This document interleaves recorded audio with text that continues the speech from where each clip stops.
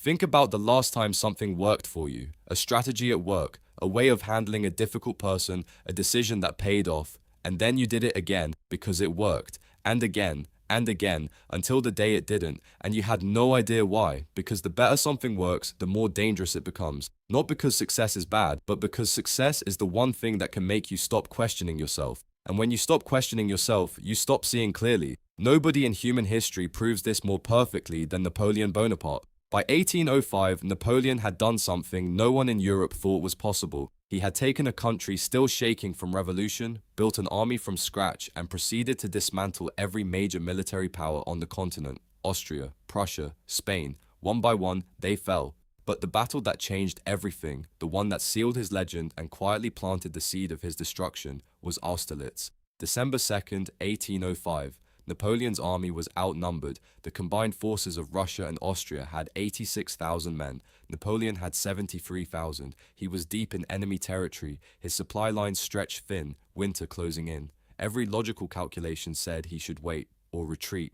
Instead, he set a trap so elegant it still gets studied in military academies today. He deliberately weakened his right flank, made it look vulnerable, exposed, almost inviting attack. Then he abandoned the high ground entirely, the most dominant position on the battlefield, and let the enemy take it. The Austrian and Russian commanders looked at this and thought, he's panicking, he's making mistakes, he's ours.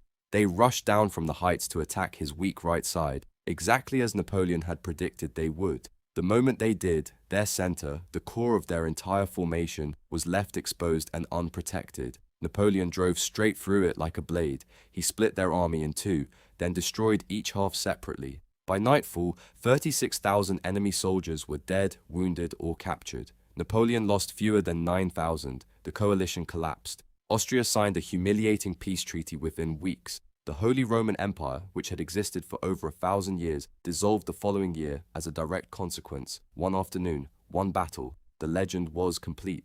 Now here's what that does to a human brain. Every time Napoleon had trusted his instincts, they had been right. Every time he had seen something his generals couldn't see, he had been proven correct. Every time the odds were against him and he pushed forward anyway, he won. Your brain is a pattern recognition machine. It is constantly scanning your history for evidence of who you are and what you're capable of. And Napoleon's brain had 20 years of evidence saying the same thing. Your instincts are correct. Your judgment is superior. When everyone around you says stop, you go forward, because that's what has always worked. Psychologists call this the illusion of control. The longer a winning streak lasts, the more a person begins to confuse the pattern of past success with a guarantee of future success. The two things are not the same, but they feel identical from the inside. And the dangerous part? The more genuinely talented you are, the stronger the illusion becomes. Because Napoleon wasn't delusional. His instincts really were extraordinary. His read on enemy behavior really was almost supernatural. He had earned every piece of confidence he carried, but somewhere along the way, confidence curdled into certainty, and certainty stopped listening.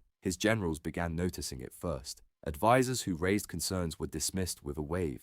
Logistics officers who flagged supply chain problems were told to figure it out. The people around him who understood that every campaign had its own logic, that Russia was not Prussia, that size alone should give pause, were overruled before they finished their sentences. Napoleon had heard enough doubt in his life, and doubt had always been wrong. So in June of 1812, he crossed into Russia with the largest army ever assembled in the history of the world, 600,000 men, 1,200 cannons, a force so vast it took 3 full days just to cross the bridge over the Niemen River. His horse, and this detail matters, was named Moscow. His plan was the same plan that had always worked: march fast, find the enemy, destroy them in one decisive battle, force the Tsar to the negotiating table, home before winter. Simple, clean, proven. There was just one problem. The Russians had been watching him for 20 years. They had seen Austerlitz. They had seen Jena. They had watched kingdom after kingdom make the same mistake, standing and fighting Napoleon in open battle and being annihilated for it. So they made a decision that no European enemy had ever made before. They simply refused to play. When Napoleon's 600,000 men poured across the border, the Russian army didn't meet them. It retreated and retreated and retreated, drawing the French deeper into the interior, burning crops as they went, destroying villages, leaving nothing, no food, no shelter, no supplies for the army following behind. Napoleon kept advancing, waiting for the moment they would turn and fight. The moment the Russians would finally behave the way every other enemy had behaved. It didn't come. because the Tsar had understood something Napoleon had stopped being able to see. Russia isn't a battlefield, Russia is a country, and a country is infinite in a way that no army can be. You can't outmaneuver it, you can't cut off its retreat, you can't destroy its will by capturing its capital, because its capital is just a city, and a city is just buildings, and buildings can be burned, and Russia had been burning its own cities to survive invaders for centuries before Napoleon was born. By September, Napoleon was outside Moscow, 70 miles away at a village called Borodino. The Russians finally stopped and fought, not to win, but to bleed the French badly enough to matter. It worked. 70,000 casualties in a single day. The bloodiest battle of the entire Napoleonic era. Napoleon won, technically. The Russian army retreated in order, still intact, still fighting, and 1 week later, Napoleon rode into Moscow and found it burning.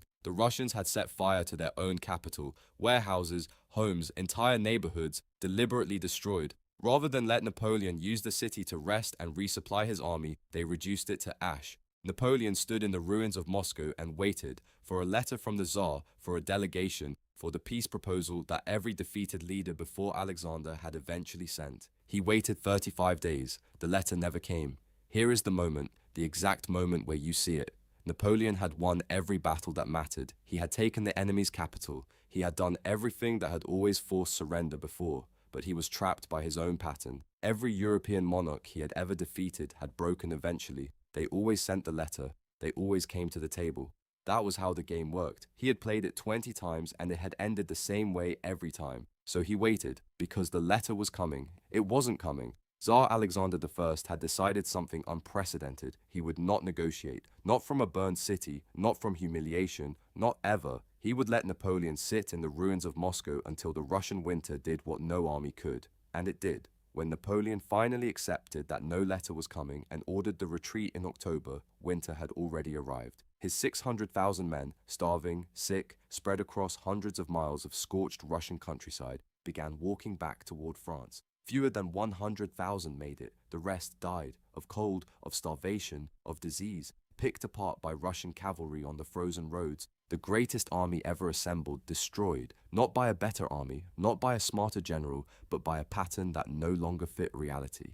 Now here's why this story is about you. Not about Napoleon, not about military strategy, not about events that happened 200 years ago. About you, because Napoleon's brain was doing something your brain does every single day. It was taking past evidence and treating it as future guarantee. It was saying, this worked before, so it will work again. This is who I am. This is how things go for me. I've been right enough times that doubt is no longer useful, and there is a version of this in every single person watching this. The business strategy that made you successful for 3 years, and that you kept running even as the market shifted around you. The communication style that worked with everyone in your life, until it didn't work with the one person who mattered. The confidence that was once your greatest asset, until it became the wall that kept the right information out. Success doesn't just reward you, it teaches you.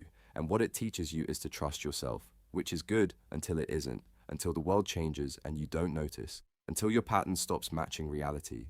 Until you're waiting for the letter that isn't coming in a burning city you thought was a victory. Napoleon wasn't destroyed by his enemies, he was destroyed by his own track record. 20 years of being right had convinced him that doubt was weakness, that advisors who disagreed were simply less capable, that the situation was always more like the last one than it appeared. He had stopped being curious, and curiosity is the only thing that keeps success from becoming a trap.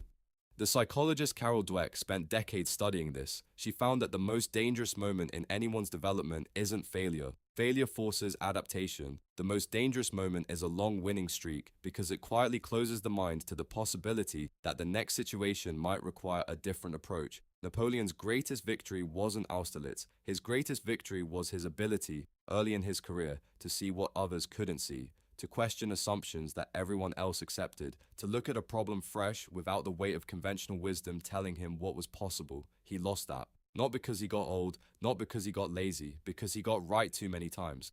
The most dangerous words in any language are some version of this. I know how this goes. I've seen this before. This is what works. Sometimes that's wisdom. Sometimes that's the trap closing around you. The difference is whether you're still asking the question or whether success already answered it for you. Napoleon stopped asking. He rode a horse named Moscow into Russia and waited 35 days in a burning city for a letter that was never going to arrive, because the most powerful man in the world had forgotten something that a nobody with nothing has no choice but to remember. that the next situation is always new, and the last thing your past victories owe you is a future one.